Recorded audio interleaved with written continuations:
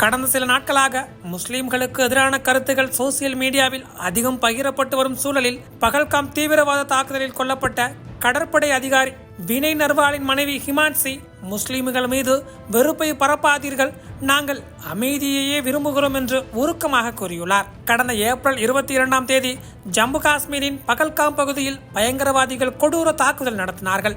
இந்த தாக்குதலில் 26 அப்பாவி மக்கள் கொல்லப்பட்டனர்.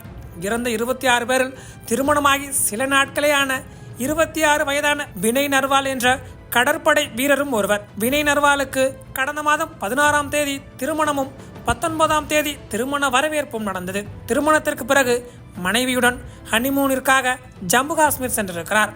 அப்போதுதான் பயங்கரவாதிகள் தாக்குதலில் பரிதாபமாக உயிரிழந்தார். இந்த சம்பவம் நாடு முழுவதும் மிகுந்த சோகத்தை ஏற்படுத்தியது.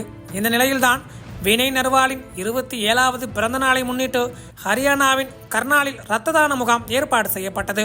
இந்த நிகழ்வில் கர்னாலின் பாஜக எம்எல்ஏ ஜாக்மோகன் ஆனந்தும் கலந்து கொண்டார்.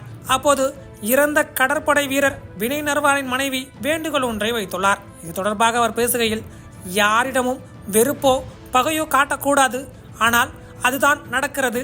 முஸ்லிம்கள் மற்றும் காஷ்மீரிகளுக்கு எதிராக மக்கள் செயல்படுகின்றனர். எங்களுக்கு அது வேண்டாம், எங்களுக்கு அமைதி வேண்டும், அமைதி மட்டுமே வேண்டும். அதேபோல் எனது கணவரின் மரணத்திற்கு நீதி வேண்டும், தவறு செய்தவர்கள் தண்டிக்கப்பட வேண்டும் என்று கூறியுள்ளார். இது தொடர்பான வீடியோ காட்சிகள் தற்போது சோசியல் மீடியாவில் வெளியாகி வைரலாகி வருகிறது. I do not want any hatred towards anybody. This is what is happening. People going against Muslims or Kashmiris, we don't want this. We want peace and only peace. Of course we want justice. Of course the people that have done wrong with him should be punished. All of us are going to blood donate today.